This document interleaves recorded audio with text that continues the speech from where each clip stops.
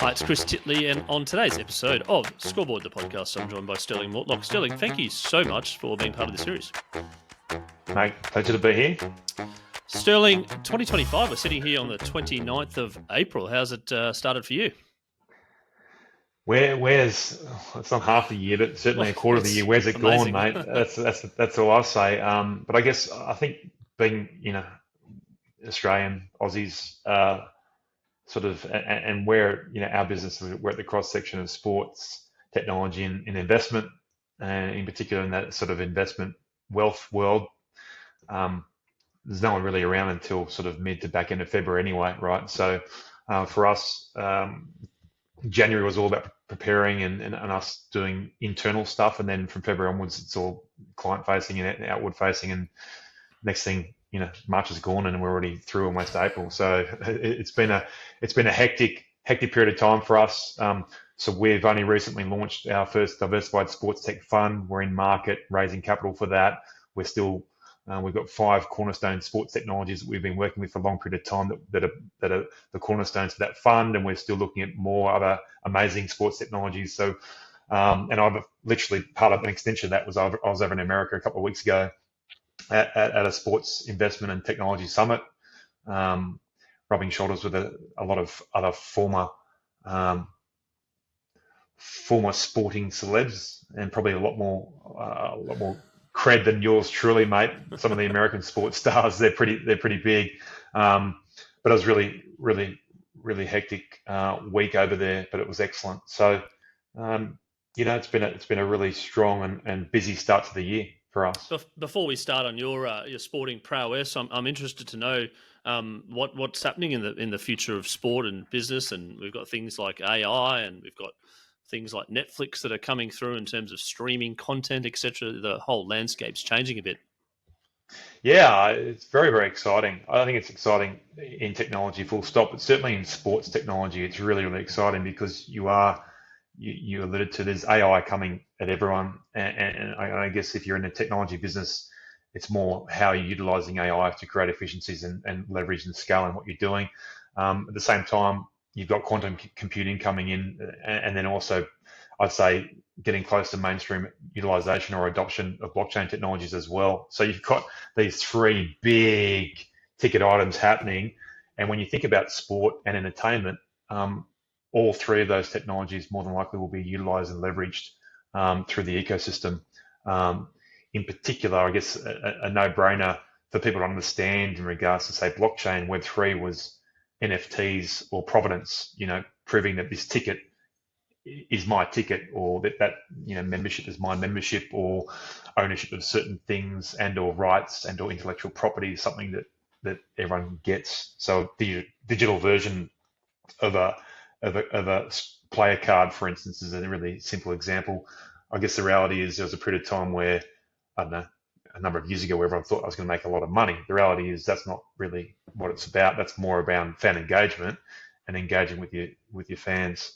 I think in sport, holistically right now, you're at this really interesting point in time and juncture where auto coding of all sports and creating digital twins of what's happening and quantifying skill is getting close to being mainstream in the elite version. And at some stage, it's going to go down to the everyday warrior and the community game as well. And then what you do with those digital twins in real time is really, really interesting as well. So I guess from a holistic point of view, we've already mentioned those 3 big technology innovations that are happening at the same time. But I think the gamification and the I guess the colliding between the digital world and the real world is actually happening in sport, which is pretty cool from my perspective. And going back to your rugby days, all this is different. How did you reckon you would have gone with things like Instagram and digital twins and NFTs, etc.? Yeah, I'm still slightly old school on that front. I actually, just when I was just about to move to the Rebels, so I think around about 2010, around that time was when I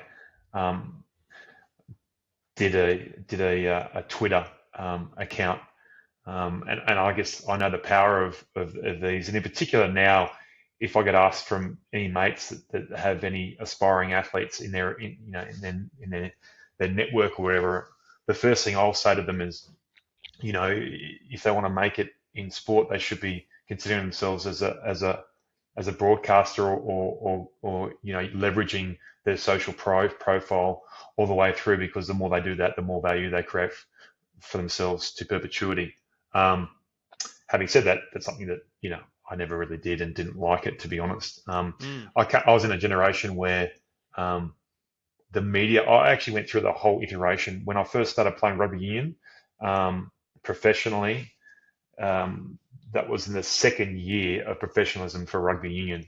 So 95, the game went professional, and sorry, 96 was the first year, and 98 was my first season. So it was very, very early doors. And back in those days, the journalists and broadcasting and everyone, they would come in our change rooms and all part of, I guess, the inner sanctum to sort of early 2000s or mid 2000s, where it had to be quite um, I guess, stringent on what the broadcasters and the people who wrote about the sport could and couldn't get access to where we're at now, which is the full iteration, right? Is there any more inner access we can provide to our fans and our supporters? Because at the end of the day, that's what drives eyeballs. That's what drives people to be really engaged. That inner sanctum experience. So it's really interesting what's happened. And I guess if I was from being in that old school era where actually we sort of almost kicked the journalists out for a period of time, um, to take it to a full circle where you want to have, live streaming happening throughout your whole entire ecosystem, or at least recording it so that you can create interesting docuseries and different off the shoulder content and all those sort of things that happen nowadays. That would have been quite challenging to start with. But if you can't beat them, join them, I guess, is my methodology. In particular, when I moved down here to the Rebels, that was the first time where I went to a few of the AFL games and saw that a lot of their coterie members and their membership got exposed to seeing warm-ups in the change rooms and get access to the change rooms. And I said, wow, this is awesome. This is what we need to be doing in rugby. So it was something that I got wind of late in my career. But it's a very, very different game nowadays. That the amount of access that's expected, it's quite tough for these athletes, right? When in the heat of battle, getting asked questions and or microphones in them. F1's a great example of that, right? Yeah, no, for sure. And there's NBA playoffs on at the moment. I've literally just seen Steve Kerr being interviewed as the coach of the Warriors at three-quarter time in a close game. What's he thinking? What's the strategy? And then they switch to the timeout of the other team, and you can hear what they're saying on the bench. It's like it's certainly come full circle, as you mentioned. I'm curious to know about your life as a rugby player, growing up knowing that it wasn't professional. Obviously, there must have been some element of enjoyment going, I want to potentially play for the Wallabies as a dream. But then going into the professional era, going, hold on, we're going to pay you to do this. How you found that sort of enjoyment level, whether that stayed through? Yeah, I think I was very lucky that I came through in the generation that I did. So, firstly, as I mentioned before, rugby was in its infancy of professionalism, and most of the players when I first came through, I got signed up when I was, I think, 19 or 20. So, and I was the first, I guess, generation of the new kids on the block that were signed. And I always played sport growing up. Rugby was something I always did. I started playing rugby when I was actually 4.5 years of age, but I played all sports. And I never really thought of making a living or being a professional rugby player. I just love doing it. And so for me, the honour and privilege to be getting paid to do something you loved, and in particular when you played for your country and representing your country, it's something that I held in just high regard, and it was just something that was a huge honour. So I ended up having a really long career for a player that had a lot of injuries. I played 15 seasons of rugby union, and loved every moment of it. I actually had to give the game away because my body sort of didn't allow me to play. The mind, you could ask anyone who played and traded with me. I was, yeah, ADHD type of person, non-stop, couldn't stop me from having fun and enjoying what it is to be an elite athlete. I loved every moment of it. So yeah, that was my career. When it comes to rugby, what is it, or was it, and is about rugby that you love particularly that you just wanted to keep coming back for more? Certainly, there's a physicality component to it. Like when kids are young and they play rugby, I mean, the first question I'll have if they're having any troubles with the contact or tackling or anything to do with the physicality is, do you like that? And if you don't, then maybe it's not the right sport for you because it is quite competitive. Like you've got to want that. Um, and then secondly, it is, there's a lot of team sports where it is all about the team dynamic. It's all about combinations. It's all about getting the best of each other and understanding everyone's strengths and weaknesses and leveraging them. But certainly from rugby as a sport, you've got lots of different body shapes and sizes, and what comes with that is different mindsets as well. Everyone, a halfback's mentality normally is very different from a fly half or your main caller of the team, and you need all these different personalities and the mental application and different mindsets in the team, as well as you need all the physical attributes in your team as well. And so in order to get the best out of this real diverse bunch of human beings, it really is an interesting sort of team sport that's sort of, there's a bit of chess to it, right? There's getting an understanding of where our strengths are, how do you leverage that, what are our weaknesses, how do we minimize those getting exposed, and then then it's in battle mode, and as I said, it's physical, right? So all those great plans can go to water if you don't physically turn up as well. So there's an element of battle mode that goes with that as well, which is really really cool. So I just loved all those components of it, and at the end of the day as well, um, playing test matches or the very elite version of the game, you're tested on a physical, mental, emotional basis, and your ability to get yourself and your teammates through that is pretty awesome. How did you go managing the mental side of things, and in an era where there probably wasn't as prominent in regards to the data around and the awareness of mental health? Yeah, so I think you get I was going to say indoctrinated, but that might not be the right word. But certainly, I was very lucky that I was part of the Brumbies in a really dominant era, and also Australian rugby in a dominant era. And so I did learn from some of the world's best on what it was to prepare at an elite level.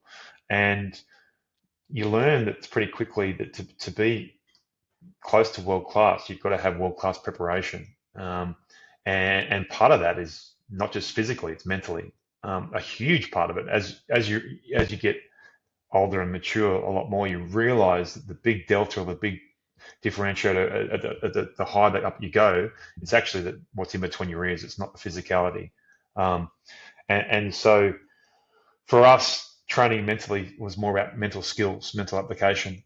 And I guess the simplest way to articulate it, during the week of preparing for a big test match or a big match, it would be a lot of the physical work is done at the front end of the week because you've got to give yourself taper off physically, and the back end of the week, more often than not, a lot of the mental stuff was done. Don't get me wrong, the first few days of the week as well, from a preparation perspective and game planning and mapping out the strategies and all those things, that a lot of the grunt work is done there too. But the back end of the week, especially like the day before the game, when you usually would train at the venue, literally, I used to love that session. It was often called the captain's session, but it was more about mentally thinking about, in 24 hours from now, we're going to be running out on this pitch, and this is what we're wanting to do, and mentally putting yourselves in that position to deal with the stresses and the pressure that's going to go with that. Similar from that perspective, I was very lucky to have been a goal kicker, right? And so the goal kicker's much like a hooker in rugby as well. You've got another job on your plate, which is almost a game within a game. And understanding the mental aspect and mental pressures of that is really, really important.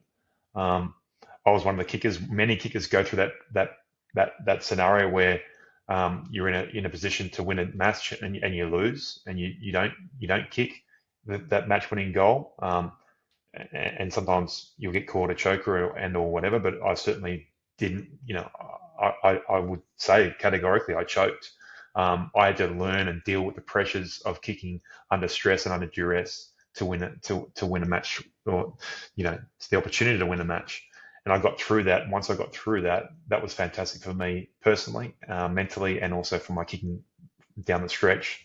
Um, I don't know if Johnny Wilkinson and Dan Carter had unfortunately had those moments in their careers where they had to go through that pain barrier though, but most kickers do. And how did you pick yourself up? You obviously an extremely competitive guy, and you love the battle. But when you give it your all and you come up short, how long did it take you to kind of take in the loss and then move on and learn? Yeah, I mean, I think the reality is that we are we learn more when we suffer setbacks and defeats, and that's always the case. And the harder the setback, the harder the defeat, the more opportunity there is to learn. So from my perspective, from reviewing, being brutally honest, like, did I choke? Yeah, I did. Why? Right? And then go into, okay, what skills or mental skills do I need to work on so that if I'm in that situation again, I don't choke, right? If I miss, it's not because of the being overawed by the occasion, by the moment. Um, and so when you review it on a really sort of trying to be as black and white and objective as possible manner, then the outputs are some really clear focuses, and some points that you can action in training and also in game next time you're in that situation. And that's sort of how I dealt with it, to be honest. And that's sort of how I dealt with things my whole entire career. Um, to have a long career, it doesn't matter what professional sport or whatever it is. Um, the drive to be constantly better than where you were last week and day in, day out is what you need to be underpinning to continue to compete at that level. And getting through that moment was just another iteration or extension of that sort of methodology. As you progressed in your rugby career, you ended up becoming captain of the Wallabies and leading the team and leading as captain and captain of your state as well. Sorry, your team at the time. Where did the leadership thing come from? Was it organically through the playing professional rugby as more games you had and you learned the game a bit more, or from a young age where you thought, actually, I love this sort of strategy type of thing? No, I mean, I think I said before that rugby is something that I always played, so I always had a fair understanding of the strategy and tactics. And I love training and I love preparing, and I actually that also transferred over to even watching footage and games of opponents and reviewing and previewing and all those sort of things. So, and probably coupled with that is, I mean, the reality is every single player is incredibly competitive, but certainly from my perspective, very, very, very competitive and absolutely hated losing. So if Still you to this couple, day? yeah, pretty much.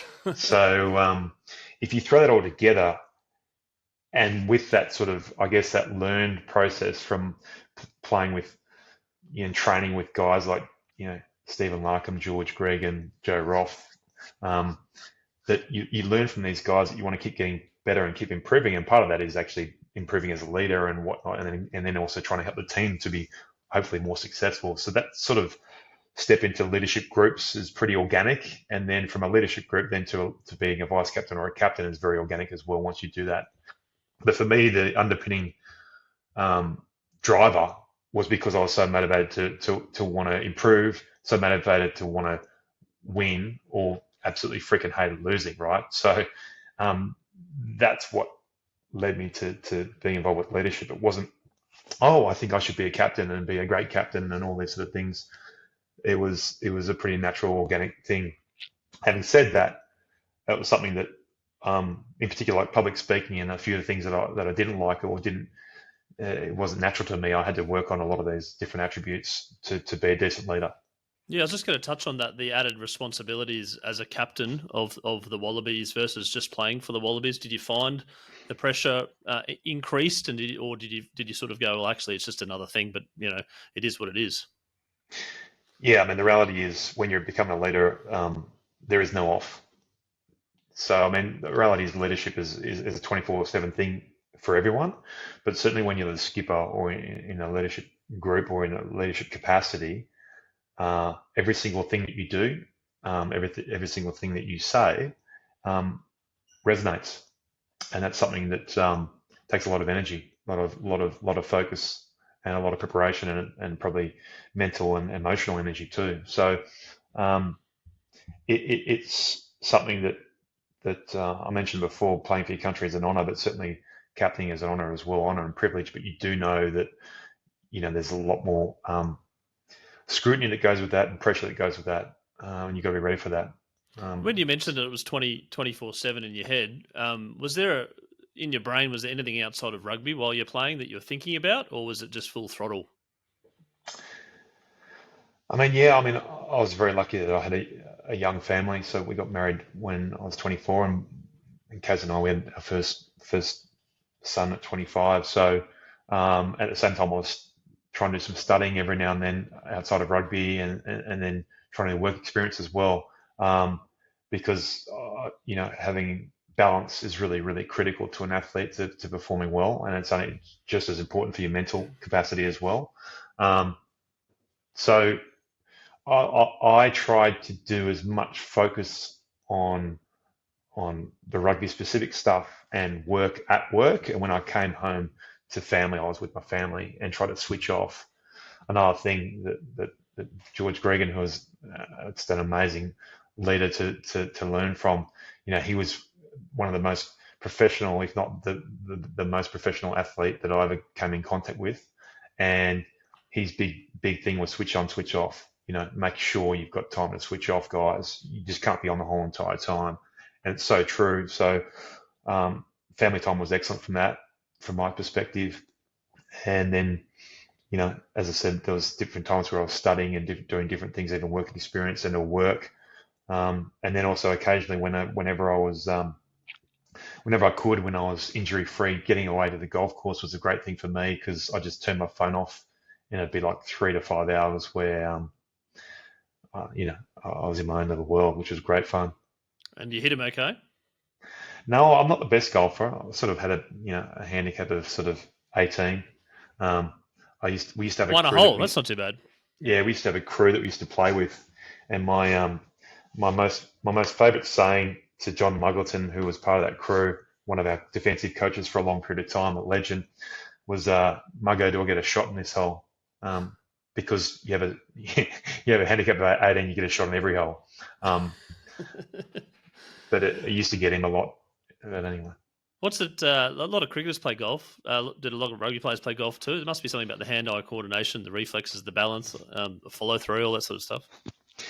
Yeah, I've been really lucky to have played with a lot of cricketers post-career and even during my career, mate. I do think that their sport lines up better to be gifted more talented golfers. But I've played a lot of golf with a lot of really, really handy golfers.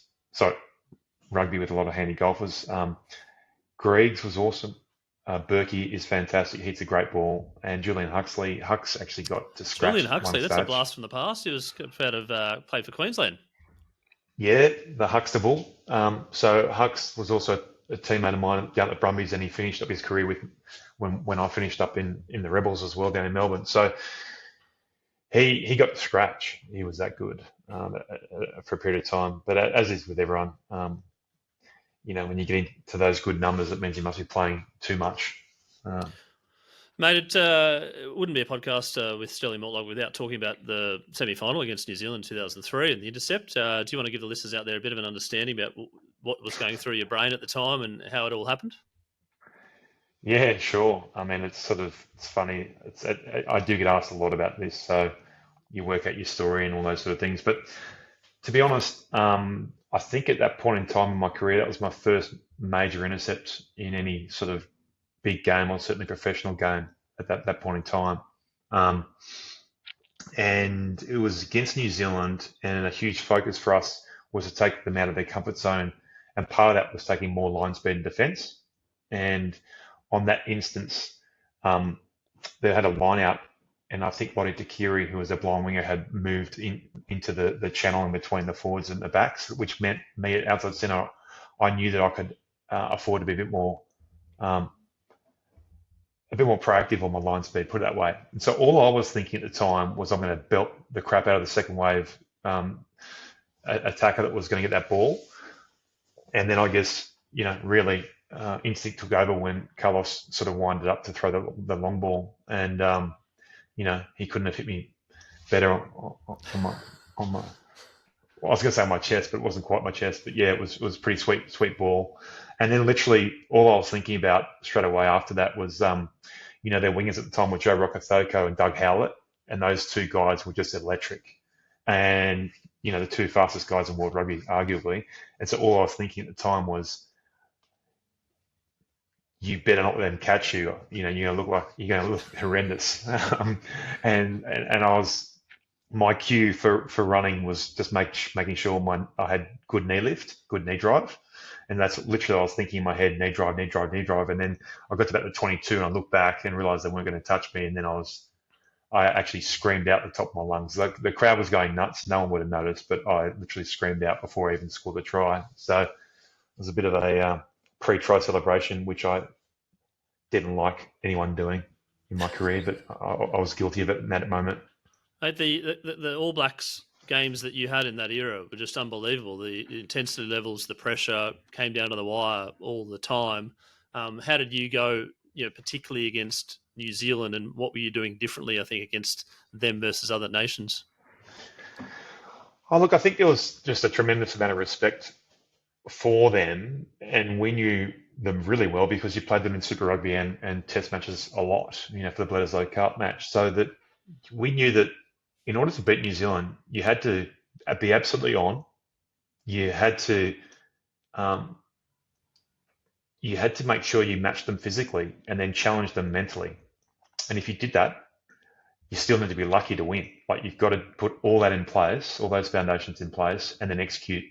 And it normally goes down to the wire and have confidence you can deliver on at the very end of the game. And funnily enough, that was the mindset we had. And a lot of times the games came down to overtime or at the very end of the match. And we didn't win them all, but certainly my first season in 2000, the first match was actually at Stadium Australia. That was the match, which is still to this day a world record. There was 110,000 at Stadium Australia because it was configured for the Olympics in 2000. And that was a game that they were 24-0 up after 8 minutes. And I was marking Jonah Lomu, absolute legend. And I remember just thinking, what is going to happen in this game? And then next thing, at halftime, it was 24-all. And at the very end of the game, Jeremy Paul scored a try which he thought might have been the match-winning try in the right-hand corner. And then Jonah scored in overtime. So that was my first ever game against New Zealand. And then the following match was over in Wellington. That was the one where I was off the pitch. I was meant to be the goal kicker. And we got a penalty at the very end of the game, and Johnny Ellis kicked the goal for us to win. And because there's only 2 matches and we had won, I think the year before, we retained the Bledisloe that year. So that was literally my first 2 matches against New Zealand were both decided at the very end of the game. Wow, I think around that time was the Tudor-Kefu try as well, somewhere amongst that. That was 2001. Yeah, 2001. The following year, my goodness, right? It just kept on going in terms of the battles, right? Yeah. Yeah, I was. Yeah, and then 2002, which was our last Bledisloe, ironically, was the one where Berkey kicked the goal at the end. So yeah, that was it. But that was literally, we knew that's what it took, and that's actually what it did take. So you sort of, yeah, I mean, a lot of Kiwis remember those big moments. So 2002, that was the last time, ironically, that we actually held the Bledisloe Cup.